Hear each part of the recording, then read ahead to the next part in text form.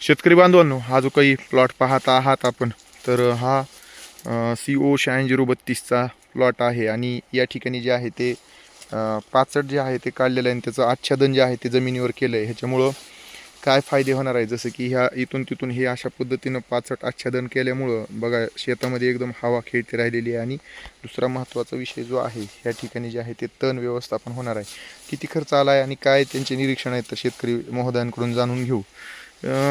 हे जे काही तुम्ही पाचट काढलेलं आहे ऊसाचं, तर ह्याला एकूण खर्च किती आला आणि किती एकर क्षेत्र निघालं त्याच्यामध्ये? हे आपलं 5 एकर क्षेत्र आहे.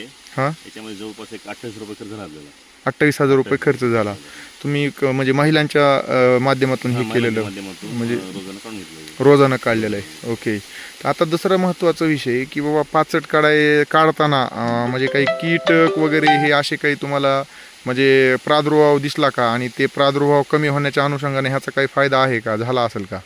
हा, ह्याच्यामध्ये बऱ्याचपैकी काय होतं, हे ह्याच्यामध्ये ते पिट्या ढेकून सारखे कीटक होते. बरं. जास्त नाही, कमी प्रमाणात होते. हां, पण ते काढल्यामुळे ती सगळे निघून गेल्या अवस्था त्याच्या. ओके, काढल्यामुळे हे बघा ना तुम्ही, बुडापर्यंत सूर्यप्रकाश येते. बरोबर आहे. तर जाडीला काही फरक वगैरे काय तुमचं? गाड्या फरक पडलाय पण हा. आणि पडत जाईल. ओके, जाडीला लांबीला जो आहे तो हवा खेळती राहण्यावर फरक पडलाय. दुसरं बघा ना, बघा 6 इंच वर आहे. ओके. आणि तण व्यवस्थापनाच्या अनुषंगानं काय सांगाल तुम्ही? तणाचा विषय होत नाही आता. आता हे पूर्ण आच्छादन झाल्यामुळं त्याच्यामुळे तर तुमच्या ओलावा टिकून राहायचा फायदा होईल तुम्हाला. होय, आणि आता आवर्षणग्रस्त परिस्थिती यावर्षी. बरोबर आहे. तर शेतकरी बांधवांनो, हे जे आहे ते अशा पद्धतीचे फायदे आहेत.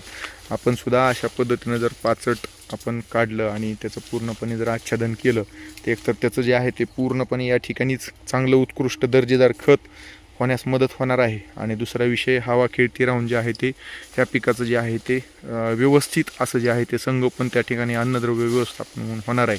आणि तोडणीला सुद्धा आपल्याला पुन्हा भविष्यामध्ये जे आहे ते कुठल्याही प्रकारचे अडथळे त्या ठिकाणी जे आहे ते येणार नाही आहेत.